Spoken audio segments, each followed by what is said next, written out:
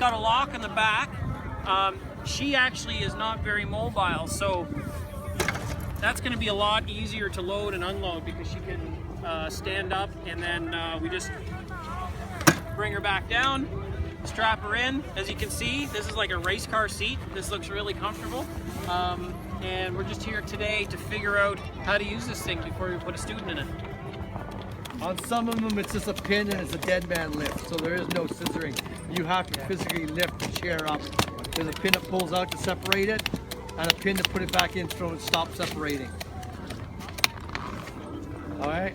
When it gets to the top, it hits the and drops her back into position. Because when she's up high in that position, balance is up high, very unstable. You want lower balance. Helps lower balance. This turns on a dime when you lean it. So we'll demonstrate that at the top. Get them in line. Your skis have got to be parallel to his skis. You can't be like this. Cross his skis, because when you lift that sit ski, it ain't going to come up. When the sit skier, when you have your pupil in the sit ski, you want to remind them that on 3, 2, 1 lift, I want my sit skier to look straight up. Reason before that, it sets their balance in the back of the chair. If you don't tell them, they have a tendency to fall forward, and now all their balance is down low, and it's hard to lift them. So you want your skier to be very friendly. So you want the head back, sends their weight back. It's a partnership. It's 3, 2, 1. It's a lift, tendency to fall. They're out of the way up in front, cross. Okay? Down here, gets caught. Shoulder takes everything. We don't want that to happen to you. Okay?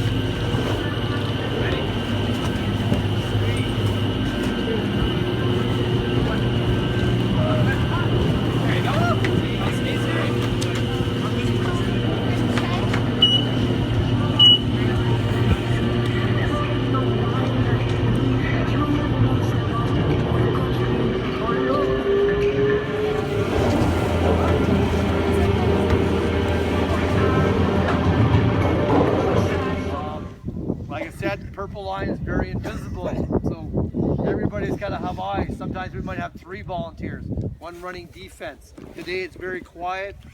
Guarantee at Christmas time on a Saturday here, it's going to look like rush hour. In rush hour, everybody's texting. What do you mean by texting? We're looking at seeing what our boots, our top of our skis say. Okay? Like when I was teaching skiing, is when you're driving a car, do you look where your feet are on the gas pedal? We don't need to look at our feet. We need to look where we're going. Okay? Very important to look where you're going, especially here. You're on a beginner public hill, lots of people. Right? That's going to put change your pivot in your skis. See the skis, they're going on their edge. They're very parabolic. They're going to initiate the turn. Okay? Everybody's going to be in communication because we're not used to skiing each other. We're all going to call rights left. Right? So we can hear right turn. Left turn, okay? I want to be able to hear you. Stop. Right, stop. That ain't gonna work. Okay? Your body will follow. Same with regular skiing. When you're pole planning is part of your timing.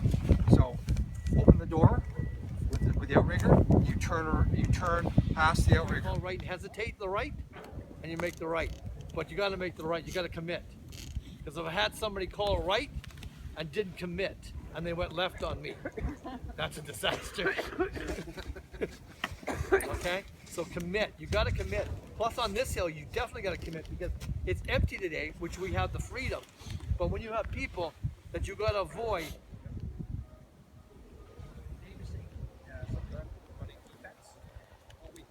Horseshoe, we say blockers, and anticipating where the turns are going to be. So, like Dave was saying about pretty skiers and whatnot, not so much now because I'm having to turn not only based on where they're going, but what's coming. sorry about that.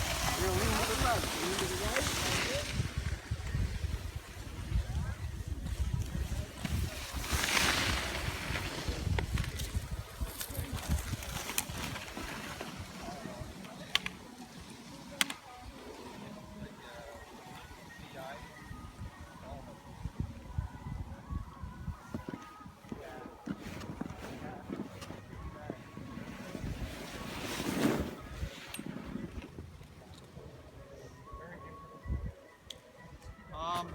because sometimes your longer skis it's harder to get in the lift line, and sometimes longer skis might interfere with the outrigger. That's what was happening. Yeah. The way that Yeah, sometimes they interfere with the outrigger. around the arm. The odd occasion, if you're starting out somebody that's never had outriggers, they have a tendency to let go of the outrigger handle. Going towards the ledge. Well, that goes around the forearm, pivots back, the outrigger shoots back. That has a metal thing that you teeth wanna on the avoid back. is It normally hits